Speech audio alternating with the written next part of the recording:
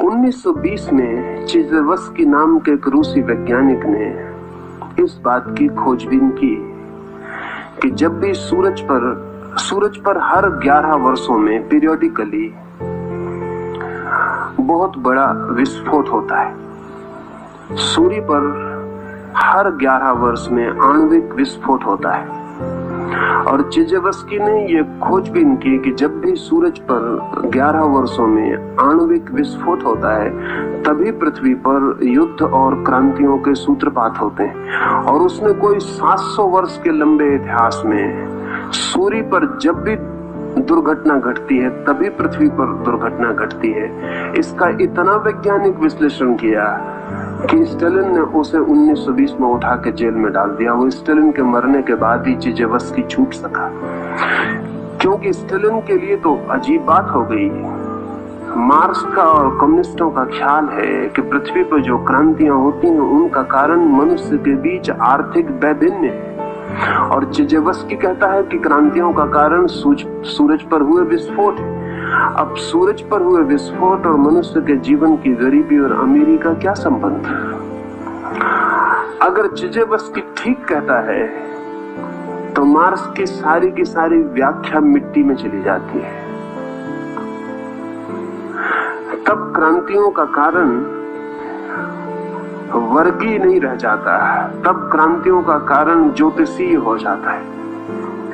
चिजेवस्की को गलत तो सिद्ध नहीं किया जा सका, क्योंकि 700 साल की जो गणना उसने दी थी वो इतनी वैज्ञानिक थी, और सूरज में हुए विस्फोटों के साथ इतना गहरा संबंध उसने पृथ्वी पर घटने वाली घटनाओं का स्थापित किया था कि उसे गलत सिद्ध करना तो कठिन था, लेकिन उसे साइबेरिया में डाल देना आसान था। स्टालिन के मर जाने के बाद ही चिजेवस्की को क्रुश्चेव साइबेरिया से मुक्त कर पाया। इस आदमी के 50 साल जीवन के कीमती साइबेरिया में नष्ट हुए। छूटने के बाद भी वो 4-6 महीने से ज्यादा जीवित नहीं रह सका, लेकिन 6 महीने में भी वो अपनी स्थापना के लिए और नए प्रमाण इकट्ठे कर गया है। पृथ्वी पर जितनी महामारियां फैलती हैं उन सबका संबंध भी वो सूरज से जोड़ गया है। सूरज जैसा हम साधारणतः सोचते हैं, ऐसा कोई निष्क्रिय अग्नि का गोला नहीं है, अत्यंत सक्रिय, और प्रतिपल सूरज की तरंगों में रूपांतरण होते रहते हैं, और सूरज की तरंगों का जरा सा रूपांतरण भी पृथ्वी के प्राणों को कंपित करता है। इस पृथ्वी पर कुछ भी ऐसा घटित नहीं होता जो सूरज पर घटित हुए बिना घटित हो जाता हो। जब सूर्य का ग्रहण होता है तो पक्षी जंगलों में गीत गाना 24 घंटे पहले से बंद कर देते हैं। पूरे ग्रहण के समय तो सारी पृथ्वी मौन हो जाती, पक्षी गीत गाना बंद कर देते हैं। सारे जंगलों के जानवर भयभीत हो जाते हैं, किसी बड़ी आशंका से पीड़ित हो जाते हैं। बंदर वृक्षों को छोड़कर नीचे आ जाते हैं, भीड़ लगा के किसी सुरक्षा का उपाय करने लगते हैं। और एक आश्चर्य की बंदर जो निरंतर बातचीत और शोरगुल में लगे रहते हैं, सूर्य ग्रहण के वक्त बंदर इतने मौन हो जाते हैं जितने साधु और सन्यासी भी नहीं होते। चिजेवस्की ने ये सारी की सारी बातें स्थापित की। मेरा शरीर एक ऑर्गेनिक यूनिटी है, एक एकता है जीवन।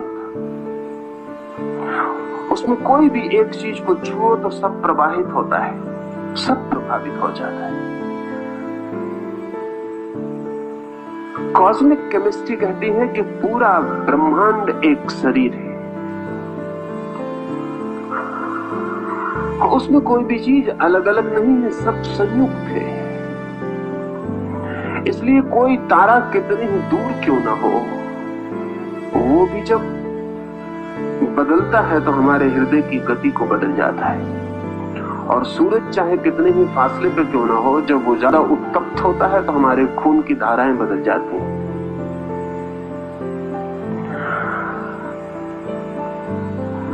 हर 11 वर्षों में, पिछली बार जब सूरज पर बहुत ज्यादा गतिविधि चल रही थी और अग्नि के विस्फोट चल रहे थे, तो एक जापानी चिकित्सक तोमातो बहुत हैरान हुआ।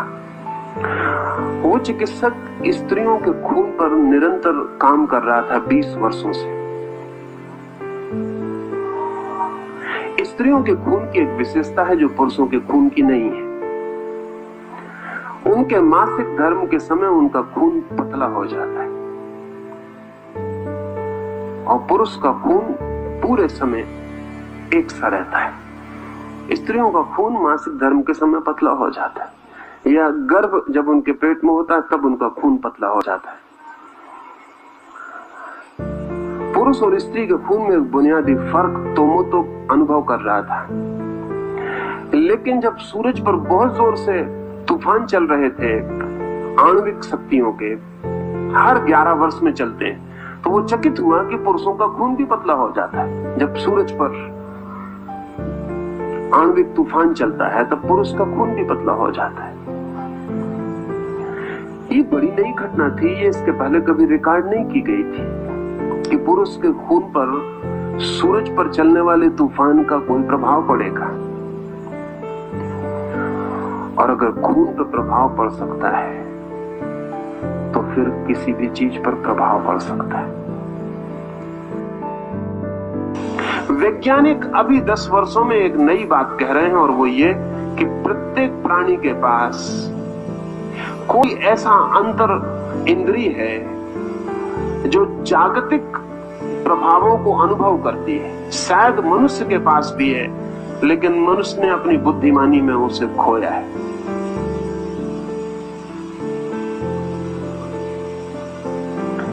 मनुष्य अकेला प्राणी है जगत पर जिसके पास बहुत सी चीजें हैं जो उसने बुद्धिमानी में खो दी, और बहुत सी चीजें जो उसके पास नहीं थी उसने बुद्धिमानी में उनको पैदा करके खतरा मोल ले लिया। जो है उसे खो दिया है, जो नहीं है उसे बना लिया है। लेकिन छोटे से छोटे प्राणी के पास भी कुछ संवेदना के अंतर स्रोत है, और अब इसके लिए वैज्ञानिक आधार मिलने शुरू हो गए हैं कि अंतर स्रोत हैं। ये अंतर स्रोत इस बात की खबर लाते हैं कि इस पृथ्वी पर जो जीवन है वो आइसोलेटेड नहीं है, वो सारे ब्रह्मांड से संयुक्त है। और कहीं भी कुछ घटना घटती है तो उसके परिणाम यहां होने शुरू हो जाते हैं।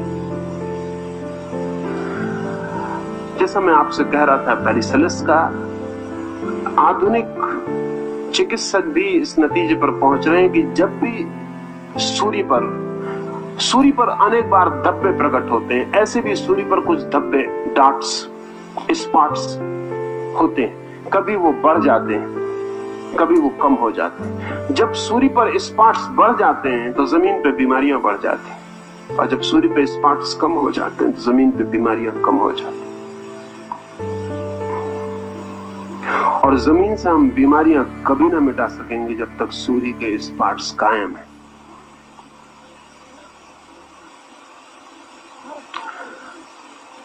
हर 11 वर्ष में सूरज पर भारी उत्पात होता है, बड़े विस्फोट होते हैं। और जब 11 वर्ष में सूरज पर विस्फोट होते हैं और उत्पात होते हैं तो पृथ्वी पर युद्ध और उत्पात होते हैं। पृथ्वी पर युद्धों का जो क्रम है वो हर 10 वर्ष का है।